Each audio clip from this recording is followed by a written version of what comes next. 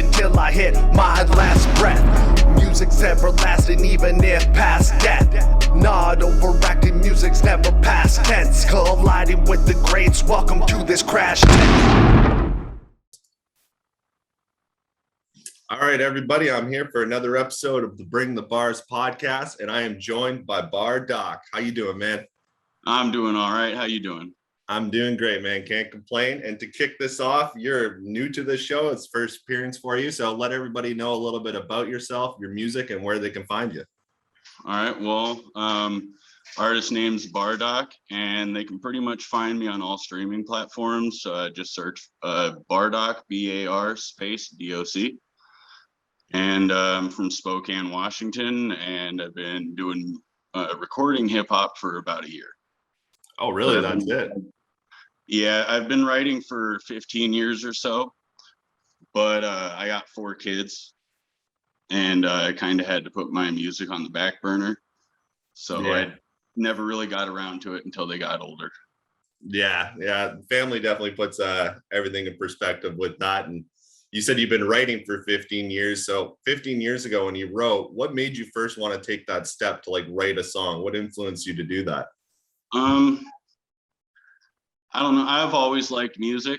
Since I was a kid, about 6 is when I got into hip hop. My uncle gave me an Eazy-E CD because he didn't like it. And just kind of went from there. And for your recording, you've only done it, you said, a year now. What made you take that step then to get in the booth and finally be like, well, I'm going to actually put this on recording now after all these years of writing? Well, I've met this dude, fellow Juggalo, Juggalo, by the way. Met this dude. He was recording music, and I showed him one of the things that I wrote called the Cartoon Countdown. And he was all, you have to record that. So I recorded that, and he's all, dude, you're dope, pretty much, and hyped me up. So I went out and I bought a microphone and recording equipment and decided to give it a shot, which inspired my youngest daughter to ask for music lessons. And now she's taking singing lessons, and she's going to be recording her own album professionally soon. That's awesome. You're going to have to get, well, I don't know if you want her maybe on one of your tracks, but you'd have to do a crossover with that. Yeah. So it seems like the family's musically inclined in Spokane, Washington, where you grew up. What was the music scene like for you growing up? Like, what was your playing a lot around you when you were growing up? Well, being from Washington, Sir Mix-a-Lot was huge here because he was from Seattle, which isn't far from Spokane. And like a lot of people only know him for like Baby Got Back, but he's been around since like the early 80s, and he's got like some old school, like some good shit. Ooh, excuse me, sorry. That's all right. He's got some really good music, and like so that was playing a lot. Plus being on the West Coast area, Tupac and Death Row and stuff in the 90s and stuff like that. Were you influenced also by like other musical genres, or you just pretty much were a basic hip hop head all the time, or do you listen to rock? Any other musical influences for you? I listen to rock. Depends on stuff. Like I don't like a lot of newer rock, kind of similar with hip hop. I guess I don't like a lot of newer hip hop. Yeah. But like Metallica, Led Zeppelin, Guns N' Roses, stuff like that my dad used to listen to. Yeah, same like you said. It's so rare now. I can't even name a new rock band, to be honest with you, compared to like all those you just name. I listen to as well, but couldn't even name a new artist in rock, man. I couldn't even try. Yeah, and I do like what Twisted's done, trying to move into the rock genre, though. Their rock album was pretty cool. Yeah, Twisted, I was always a massive fan. I wouldn't categorize myself as a Juggalo, but I went into my phase with ICP. I was more of a Twisted fan over ICP all the time. I always really respected Twisted for sure. And the name Bardock, I want to just ask you, how did that name come about? It suits the BTB group with Bring the Bars and now the Bardock. So how did that name come about? Well, back when I was a teenager, when I first started writing, I was hanging out with a group of friends, and I used to go by the Joker, but there's like 12 people named the Joker. Yeah. And I want to just be somebody else. So I thought of it like 6 or 7 different names, and I just started Googling them to see if they were taken already. But one of the ones I was partial to was Bardock, because it's kind of a double entendre, you know, like a bar doctor and also like Bardock from Dragon Ball Z, because also kind of an anime fan. So Yeah, did you go by, you said the Joker, were you throwing other names around in your head before you finally settled on Bardock? a couple other ones, but like honest, I can't remember most of them, and they're not important anyway.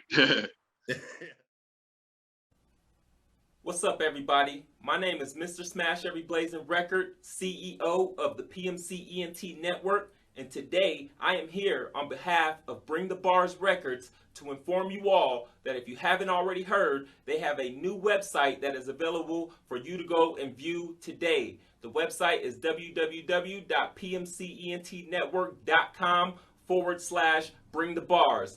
On this website, you guys can check out all their YouTube content. You guys can get a full list of all the current members signed to BTB Records and also read up on their biographies. You guys will get Spotify playlists and a whole lot more, so go and check it out. Also, while you're at it, please visit the Google Play Store if you have an Android device to download the PMCENT Network app. Available for only $2.99 in the Google Play Store. You guys can get it right now. We offer a whole lot of content, exclusive content. We offer game shows and a whole lot more. So you guys go and check it out. PMCENT Network app in the Google Play Store for Android devices. Now, back to more of BTB programming. We talked about your like influences within the music genre. Who influences you outside of music to keep pushing? Because you know sometimes this can be a rough journey. There's ups and downs. Like who, with family maybe, who really pushes you and motivates you? Mostly my younger daughter. Like she like I said, she's doing music lessons and she's mastered enough of her songs to where after she masters a couple more of them, they'll offer her a free recording, a free album recording. And she kind of inspired me when I inspired her. We kind of feed off each other. Like even though she's 9, she still listens to most of my music and gives me actual feedback. She'll be like, "Oh, that's not very good," so I'll go back and I'll record something, you know. And what's your whole writing process like? Do you like to hear a beat first? Do you got a topic in your head first? How do you break down your whole writing process when you write a track? When I write a track, it's I'll just find a beat that I like. I'm kind of old school with it. Like I find a beat and I write to the beat. Sometimes I'll be at work and or doing other stuff, and I freestyle in my head to kind of keep my brain busy while I'm doing menial tasks. And if a bar is super sick, then I'll stop what I'm doing. I'll pull out my phone and I'll write it down. And sometimes I'll just, based off that bar, I'll go find a beat that fits the way I structured that first bar and just go from there. What do you find is the most challenging part of the writing process? Do you find the hook the most challenging, coming up with that first line? Hooks. Hooks Yeah. definitely. And then I also have a problem with finding a good spot to end a verse. So like, for instance, the first track off my next album is called the 80 bar intro because I couldn't figure out where to end it. So I just did the whole 80 bars in one swoop with no hook. You already came up with the number and this figured out I'll end it after 80. That's a good way to do it. Actually, the beat was only 80 bars long. Oh, so perfect. That makes it nice. You're saying, you know, you work a full-time job, you have family that you take care of. Where do you find time like to balance everything? And you know, we all live these crazy hectic lives. So how do you balance everything? It's pretty difficult, but like I said, when I'm at work, I'll freestyle some bars. And then when I get home from work, I'll hang out with the kids and they'll go to sleep at about like 9 o'clock. And sometimes I'll just stay up from there till like 2 in the morning working on music. And then I'll go to bed for like 3 hours and get up and go to work for 10 and come home. Do it all over again? Yeah, pretty much.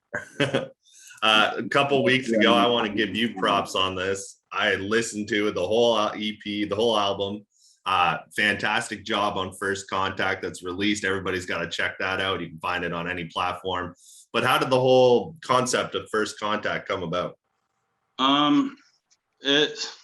So I was working on a totally different concept, and I showed a couple songs around to some review shows, and basically just got trashed. So like that's how come the project kind of changed into First Contact, based on that, from people talking trash. Basically, like one guy I showed one of my songs to that made it onto the album. The first bar went like way over his head, and he's all, I don't understand it, and just shut it off. He's all, this is garbage. Like he made it 2 bars into the song, didn't get the reference, and then shut it off because it wasn't like mumble rap or club music.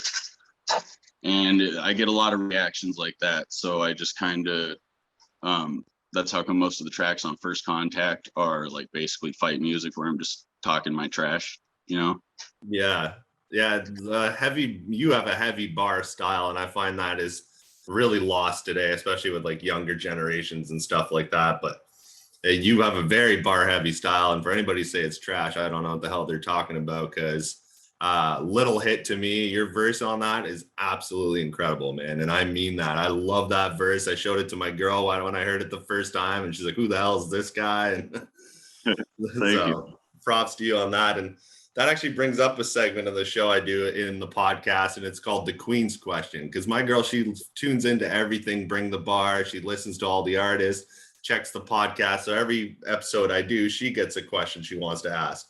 So the one she wanted to ask you is more of like a would you rather kind of scenario. Would you rather have your tracks played on radio for a whole year, or would you rather be on tour for 6 months, all expenses paid? What do you think would work best for you, and why would you choose that answer? That's a hard one. I mean, be cool to be on tour, because then it gives you a chance to grow your fan base, but then again, so does a year of radio play. But like with my kids and stuff like that, unless I'm getting paid enough to where I can live off of it, going on tour is not really an option. So I'd have to go with the radio play. Perfect. And have you ever done any live performances since you started? What you said a year ago. So have you done any lives? I was supposed to do a live performance 3 weeks ago, but a couple of the other artists backed out because I live in Washington. There's wildfires and stuff all over the place. And then one popped up near the venue. So after like 2 or 3 of the artists backed out, it was basically just me, the guy who was promoting it, and a couple rock bands. And it wasn't enough of a draw to sell enough tickets. So we just canceled it. Yeah, and also coming up, you've started like we said, a year in the pandemic as well. Kind of a hard time to start up and start performing live, really, when you think about it.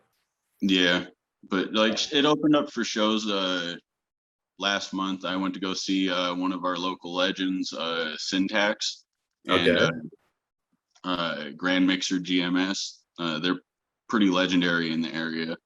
Like Syntax used to run the only place in town where you could buy local underground artist music. It was called the Insiders Booth. Okay. And then Grand Mixer GMS has worked with like Eazy-E and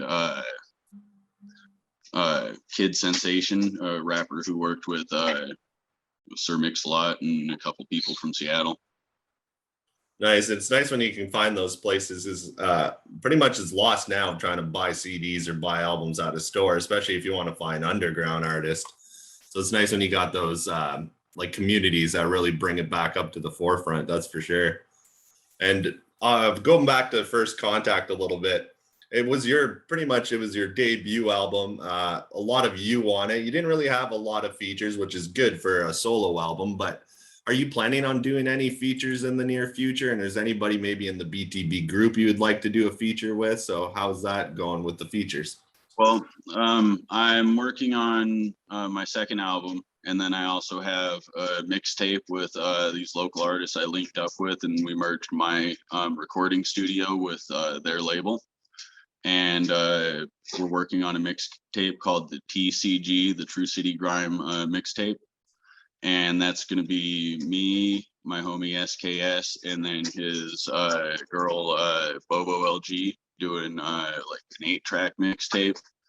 And then my buddy MC Adam, the guy I did Little Hit with, we're working on a series of singles. It'll be a mixtape eventually. Nice. And then I have a feature coming up with Ben Riley and you, I believe. Yeah. I just found that out the other day that you're on that track as well. Yeah. And then another local artist that I linked up with, I'm doing a cipher for next Thursday. Nice. Ciphers are always fun to write to. You just go all out with that. And to kind of go off the last question with artists that you're featuring with, what would be like your dream collaboration with any artist, any genre you can go with? Let's say you can pick 2 artists. Like, what would be your dream collaboration to have on a track? I mean, it'd be really cool to have an Eminem feature.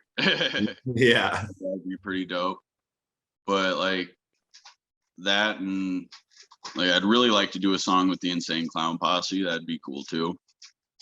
Yeah, that'd be a good one. Hopefully Violent J, heals up a little bit. I heard that in the news the other week. Yeah, it's kind of sad. But yeah. But nothing will knock him down. What's that?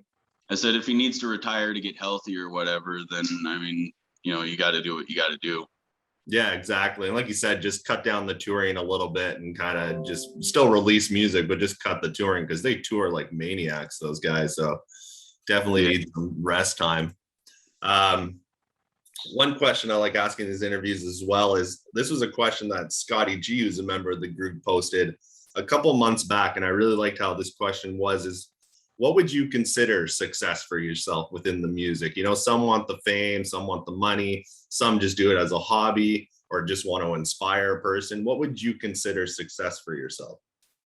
I mean, I mostly do my music for myself. Like the fact that people like to have listened to it and given any kind of feedback is like just mind blowing. Like I'm really harsh on myself. I think I'm trash pretty much, I guess.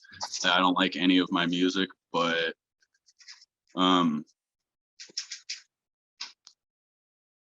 yeah, I don't know. Just keep pushing, man. I don't think you're trash, but we're all our worst critics. Absolutely. So I can feel you on that, especially you finish a song and then you listen to it a couple times and you're like, oh, should I even release that? I think we all get in our mindset with that. Yeah. Since you started, what do you found you have improved on the most since you started writing, and what's something you still want to improve on going into the future? My delivery, pretty much. Like I feel like my delivery is pretty flat still, but I've been working on it. And on my newer stuff that'll be coming out, you'll be able to hear my delivery is definitely improved. And that's what I need to work on the most, I think. Like I'm pretty solid with my writing, I feel. And like finding the beat, and my beat selection's pretty on point, but my delivery doesn't match that. So that's what I'm currently focusing on.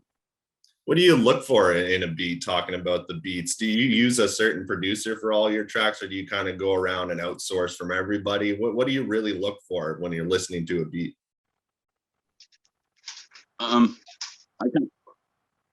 It depends, honestly. Like sometimes like I'll hear a beat and I'll just need to write to it, and other times I just like if it's got just a certain sound that matches the mood I'm in at the moment, I'm like, oh, I gotta write to this. Even if I don't end up using it for music, I'll still write a verse. Like I try to write at least 4 to 8 bars every day. Nice. Yeah, keep it sharp. Yeah. Sure. And when you go in, like you said, a certain mood, a certain beat, do you go into picking the beat like in a certain mood, or do you let the beat kind of dictate your mood? If you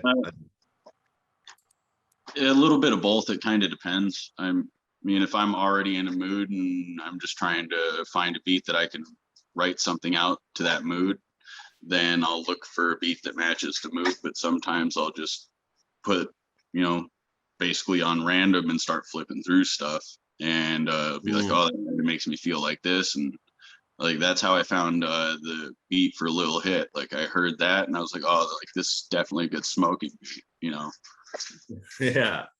Yeah, you need to definitely find that vibe and get into that zone with the beat. You're talking about a little bit of your next album. I don't know if you want to give up too much of it, but any name for the album, release date, certain amount of tracks, what can you let people know about the next album coming? Well, I mean, I'm only 2 tracks deep into the writing process, so I only have one fully written track and then one that's almost done that I'm featuring my homie SKS on. And I don't really have a title for it, but I'm planning on dropping it by next September, next August, around the same time that I dropped First Contact. Perfect. What's up, BTB family? I'm here promoting my album. This is Smudge D, and my new album's called The Independent Takeover. I got all kinds of great acts on this album. We got C12, J2E, KingCanada, Kevin Jackson, DJ Tunes, Z76.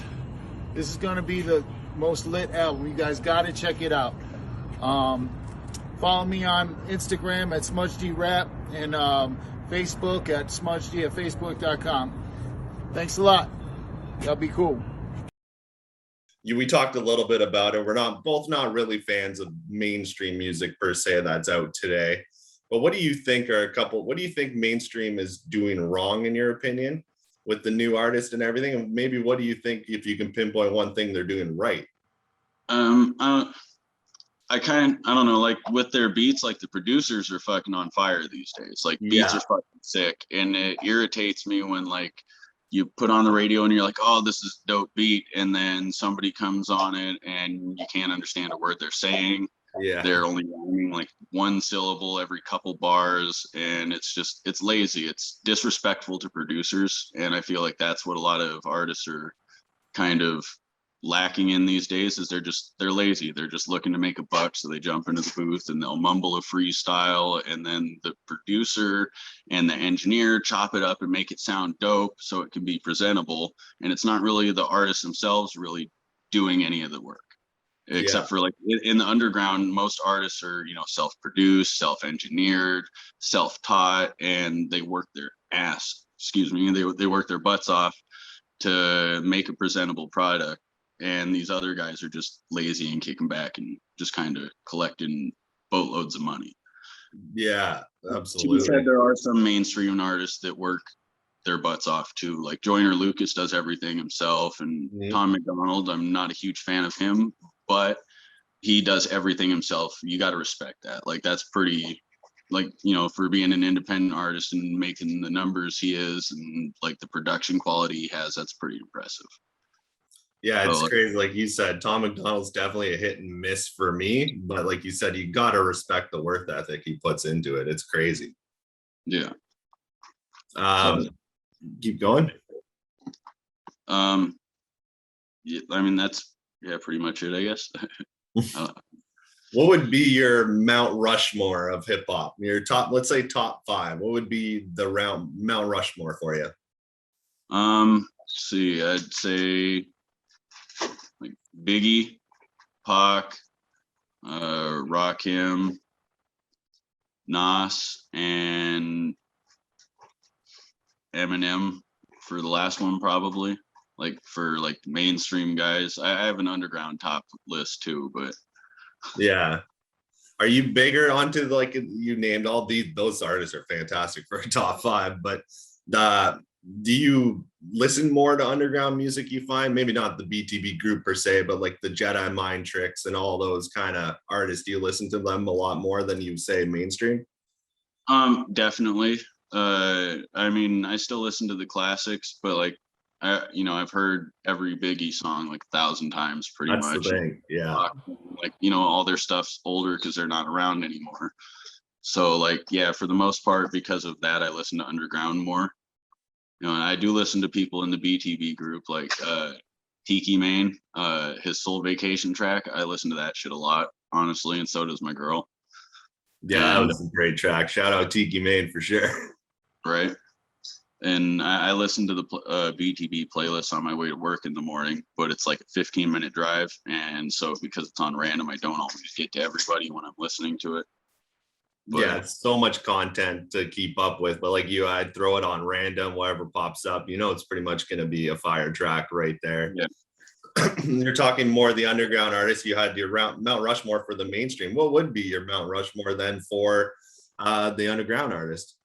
Say Tech9, Yeah. Gaming Madrox, Monoxide, Ari the Rugged Man, and like it's kind of a toss up between I would say Vinny Paz and Blaze You Dead Homie, because I like both of those guys, but it's kind of hard for me to choose between those two because they're way different styles and stuff. But I like them both, you know. That's an amazing top 5 as well. You named 2 of my favorite artists on that list right there, Tech9 and Ari the Rugged Man. Probably would always be in my top 5 ever, and probably 1 and 2 to be honest with you. I'm a massive RA fan, massive Tech9 fan, and he puts on a hell of a show in concerts too. If you ever had a chance to see Tech9 live. Yeah, I went and saw him the year before COVID. So when last time he was in Spokane. Yeah, he's a fun show. Have you ever went to a gathering of the Juggalos? No, unfortunately, I haven't had the opportunity. I had kids really young, and so it's like I have to work full time in order to support all my kids because I got 4 and 2 of them are teenagers. So yeah, family for sure, and that would be a hell of an experience. I find even if you're not a huge ICP fan, just that community they bring with the gathering of Juggalos, I think would be a blast. I never went myself. Same as you, I'm working. I can't afford to go do that, but I think that'd be a hell of an experience because like Tech9, they know how to put on a show for sure. Yeah, like I've been to like local gatherings and stuff like that, but it's not, you know, obviously not the same because not all the performers are actually there. But you know.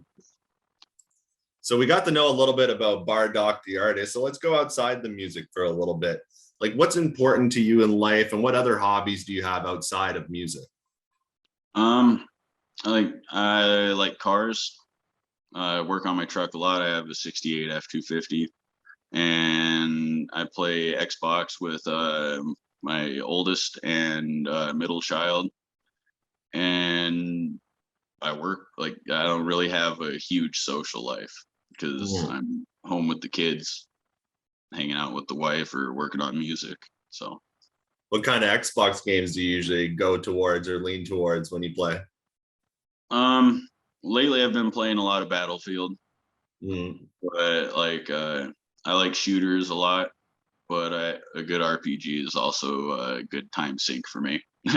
Yeah, same here. I love those styles of games as well. I don't get to play as much as I used to. As a kid growing up, I played a lot, but in the last couple of years, I can count on one hand how much times I played something. Yeah, so, when I was a teenager and well, actually when I was younger than that, probably like 12 or 13, I used to play hours of freaking video games. So I'd stay up for like days on end playing games with my homies. Yeah, and who would have thought that nowadays that can actually be a lucrative thing to do compared to who would have thought that you can make a living and make millions from playing video games now? Yeah. But me and the homies used to talk about that. Oh, it'd be crazy if we could play competitively and make money. And we just look at each other and be like, dude, you're stupid. Nobody's ever going to pay anybody to play video games. And then and now that whole YouTube world opened up and everybody's getting paid tons to just watch somebody play a video game. It's crazy. Yeah. So I'm looking at the time. We're getting to the end of the interview, but I always, especially with new guests, I end with this segment called Name Your Bars. So right here, I have some of your bars written down. I have 5 different tracks. I'm going to read a bar or 2 from one of your tracks, and let's see if you know which track these bars are from. How well do you know your bars? All right, first one here. Need to be He-Man to keep at it and wreak havoc, eating the beat, and I'm a freak at it. It's a Spokane Nomad. Yes, it is. 1 for 1. Second one here is I ain't even hiding inside the grass. I'm behind your back, pulling up beside. You don't mind the strap. I might attack. It's Dangerous. Yep, 2 for 2. Here's the third one. On some go to hell shit, but I'm going to hell with them. And when I get there, I'll be yelling to go get them. Give It Time. Give It Time. There you go. 3 for 3. We got 2 more. Why did I do that? I'm a sick sycophant. Plus, I'm sick of rap and the space it's sitting at.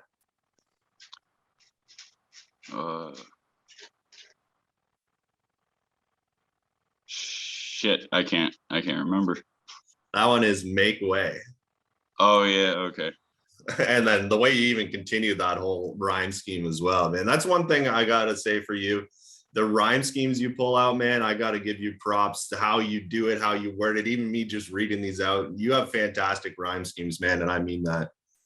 Thank you. That comes from when I was a kid. I used to spend a lot of time with my grandfather because my dad was he was a bit of a junkie, unfortunately. And my mom was always working, so I was always hanging out with my grandfather, and we played this game called the rhyming game, where he would say a word and I'd have to say a word that would rhyme, and then he would say 2 words and I would have to say 2 words that rhyme. And so like that was just something that we'd do to pass the time while I was riding around with my grandfather on doing errands. So that's how come my rhymes are so dense, you know. That's crazy, man. That's a cool little story right there, to do that with your grandfather, and you're pretty much training your brain at that young age to process these rhymes and how to go about it, and getting into more syllables. Like you said, you started doing 2 rhymes, 3 rhymes. That's pretty cool. And last track we got here, so you were 3 for 4 so far. Let's see if you can go 4 for 5. Is I'm about to set a record. Nobody's about to beat it though. You need a gas mask and a hazmat to see it though. That's Little Hit. That is Little Hit, man. You're a 4 for 5. You do know your bars. That is the show. We're out of time, but I want to thank you very much for coming on, man. It was a lot of fun talking to you, and enjoy the rest of your day, man. Yeah, thank you for having me. Of course, man. All right, take it easy. Yep, you too.